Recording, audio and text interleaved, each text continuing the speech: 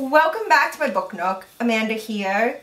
Sorry about not having a video up last week. My voice kept going in and out and I couldn't get a good recording in, so hopefully everything will be good now and we can get back on track with everything. Today we're going to be talking about One by One by Ruth Ware. It's a pretty decent mystery whodunit thriller. I'd say probably about a 7 out of 10, 6.5, 7 out of 10 easily. You have your two main characters, Liz and Anne. This book is written via the first person on both of them. Each time you're told at the beginning of the chapter whose point of view you're going to be doing. There are no actual chapter numbers, but it's still really obvious when a new chapter is starting because you'll have name and a little bit of extra little details. So Anne works at a ski lodge with one of her friends, Danny. And Liz is part of a social media group that goes to this lodge, like a work retreat type thing. She's not an active working member of this social media group, but she is a very high-level stakeholder in it, which is why she is part of said group. The social media conglomerate is known as Snoop, and what it basically is you would follow people, and you can see, because you can see what music they're listening to, and then choose to snoop in and listen to the music that they are listening to through your own phone. You can follow your friends to see what they're listening to, but you can also follow media stars as well, movies, television, entertainment news, politicians, whatever, and listen to the same type of music that they're listening to as well. So the point of this retreat is to, A, be able to ski and have some fun, but also there's some behind the scenes work details that need to be worked on as well.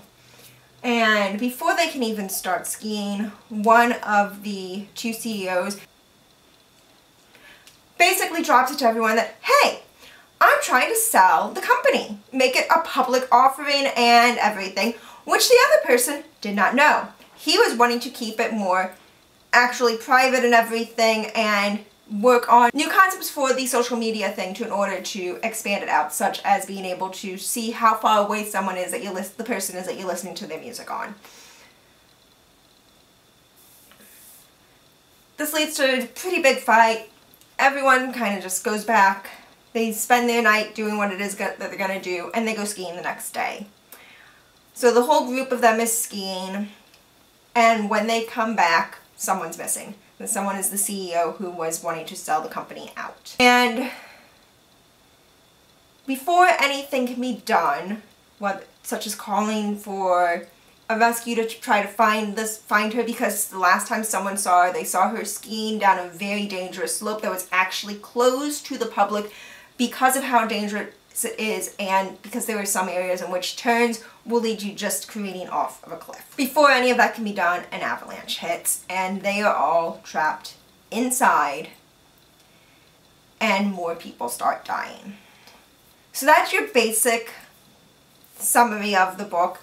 This is going to be more of the spoilery sex, but I'm trying to do this now with less actual full-on spoilers. I hope it works out well.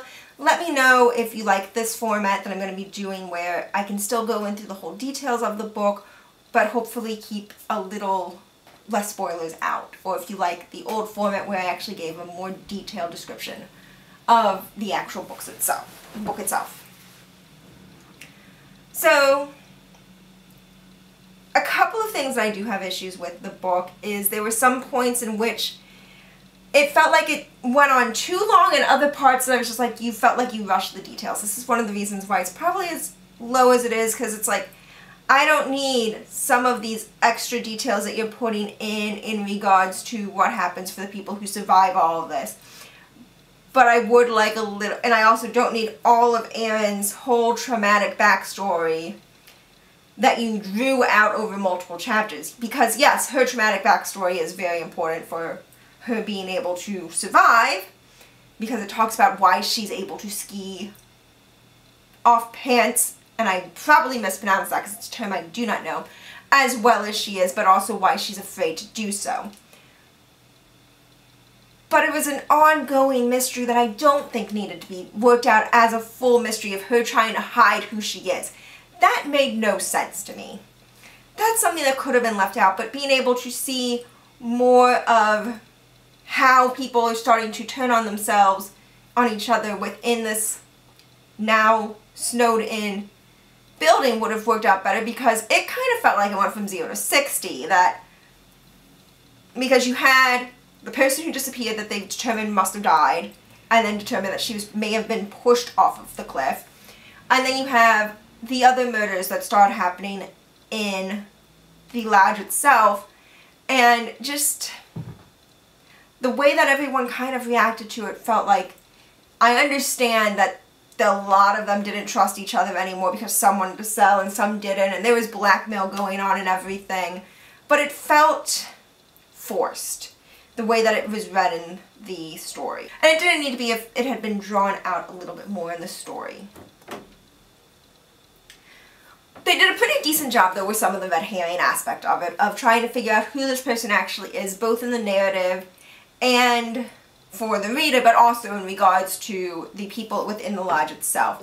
The only one that I knew right off the bat definitely couldn't have been the murderer was one of the characters, and that was because I remembered something that was mentioned really early on in the book, that the people who died were all British, and the people who had survived and were able to explain what all had happened appeared to be British. And since they're talking about what happened, you do know going in that the person who is committing the murders probably ends up dead.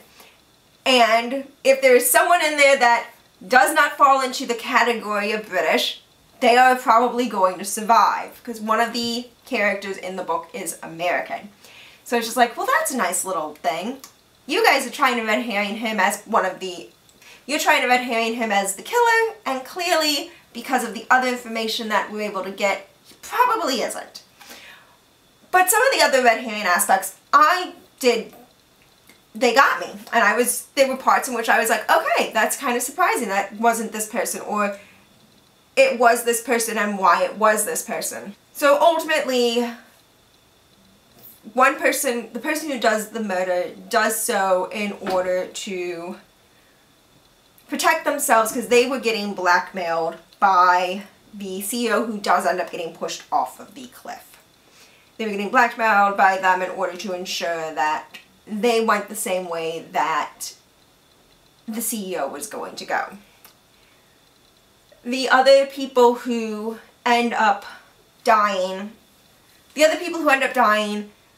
are more in this person's attempt to cover up their crime. One was someone who was working on the concept of being able to track where someone is via the snoops, and was able to figure out, who was by this person at the same time. And the other was someone who actually saw something, and the killer found out they saw something after the fact and was like, before this person reveals it, I need to get rid of them.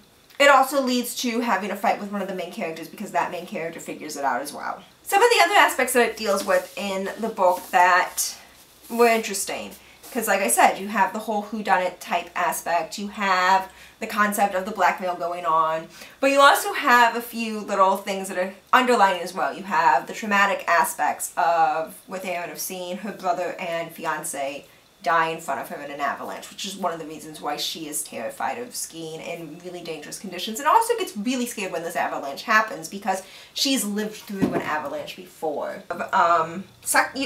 You have actually a whole concept of sexual harassment going on in the workplace, because you do find out, as the story goes on, that both CEOs are sleeping with the other CEO's personal assistant, which isn't right in a work scenario. At least they weren't sleeping with their own, because that would have been a little bit more heavy on the sexual harassment type aspect, but there is still going on. And one of the CEOs, at least one of the CEOs is married and has a child. The whole thing as part of that whole... And with many of the characters, you find out little secrets that they have as part of this whole whodunit, the red herring aspect of it. That it could be any of them that's the killer. So yeah, all in all, I really liked it. Probably the biggest thing I didn't like was the whole trying to keep Erin's backstory as secret as, could she possibly be the killer?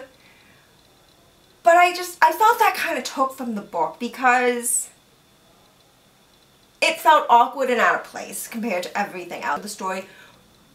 And I think some of the time spent on that aspect of the story would have been better spent on other things and being able to develop some of the tension between everyone a little bit easier.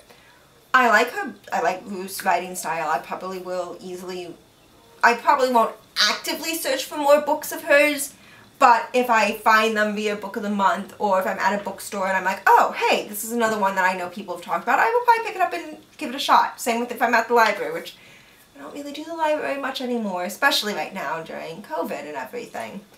But yeah, I'd recommend reading it. I have no idea which book I'm going to do next.